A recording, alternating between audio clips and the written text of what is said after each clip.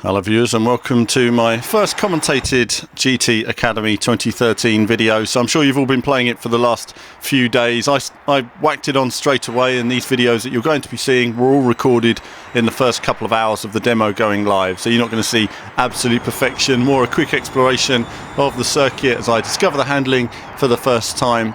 These videos first are going to be observational videos, and then we're going to have more opinion to follow on later videos as well. We've still got opinion from E3 to follow as well, so there's lots of opinion videos to come. So firstly then, obviously electric car, Nissan Leaf, not the fastest car in the world, but it's a gentle introduction.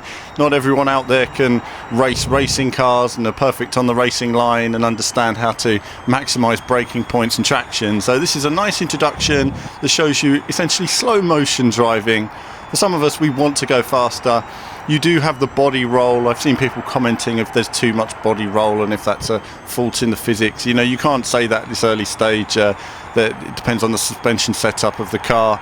And also, you know, you're not often seeing them being raced at these speeds. I know I was at an event a few years ago with Ben Collins of the old Stig, and one of the marketing managers for the company that held the event said, "Would you take my wife's estate car out for a spin, do some trick driving with it?" And he did things that frankly weren't possible because you just don't see them happen.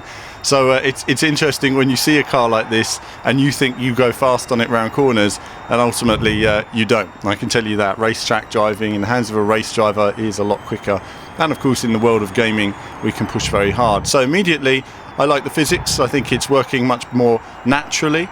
I don't necessarily, I've seen a lot of people commenting on grip. I'm going to talk about that in other videos, but I don't necessarily think that there's too much grip at the moment. In fact, I think most games have too little grip.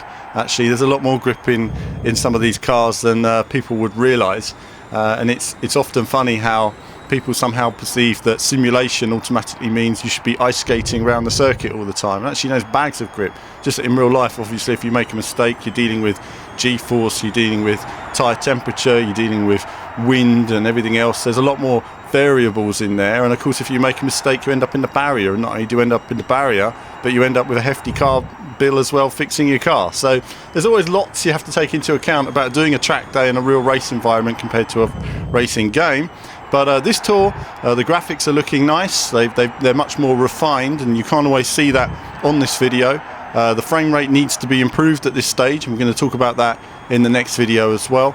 And so far, so good. But certainly a nice gentle introduction to the GT Academy, getting a feel for it, getting a nice flow, finding those braking points, and getting reacquainted with the world of Gran Turismo. And we'll see how that develops in the coming videos. But that's it from this video from me, and there'll be more to click on. More videos coming up in the coming days as well, and you can click on those points of view and see them full screen if you so desire. But that's it from me for now. As ever, more soon.